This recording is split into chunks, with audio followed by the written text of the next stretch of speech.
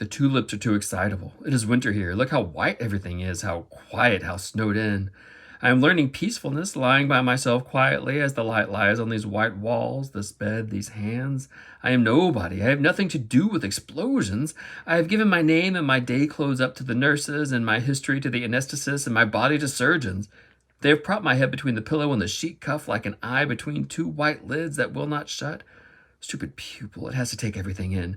The nurses pass and pass. They are no trouble. They pass the way gulls pass inland in their white caps, doing things with their hands, one just the same as another, so it's impossible to tell how many there are. My body is a pebble to them. They tend it as water tends to the pebbles it must run over, smoothing them gently. They bring me numbness in their bright needles. They bring me sleep. Now I have lost myself. I am sick of baggage, my patent leather overnight case like a black pillbox. My husband and child smiling out of the family photo. Their smiles catch onto my skin like smiling hooks.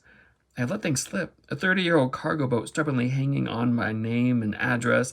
They have swabbed me clear of my loving associations. Scared and bare on the green plastic pillowed trolley, I watch my tea set, my bureaus of linens, my books sink out of sight, and the water went over my head. I am a nun now. I've never been so pure. I didn't want any flowers. I only wanted to lie with my hands turned up and utterly empty. How free it is. You have no idea how free. The peacefulness is so big it dazes you, and it asks nothing. A name tag, a few trinkets. It is what the dead close on, finally. I imagine them shutting their mouths on it like a communion tablet. The tulips are too red in the first place. They hurt me. Even through the gift paper, I could hear them breathe lightly through their white swaddlings like an awful baby. Their redness talks to my wound. It corresponds. They're subtle. They seem to float, though they weigh me down, upsetting me with their sudden tongues and their color, a dozen red lead sinkers around my neck. Nobody watched me before, now I am watched. The tulips turn to me in the window behind me, where once a day the light slowly widens and slowly thins, and I see myself flat, ridiculous, a cut paper shadow between the eye of the sun and the eyes of the tulips.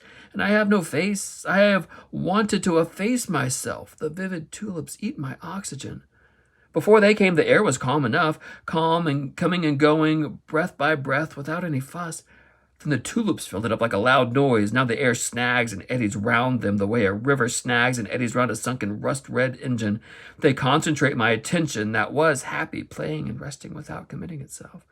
The walls also seem to be warming themselves. The tulips should be behind bars like dangerous animals. They are opening like the mouth of some great African cat, and I am aware of my heart. It opens and closes, and its bowl of red blooms out of sheer love of me. The water I taste is warm and salt like the sea, and comes from a country far away as health. Sylvia Plath, Tulips.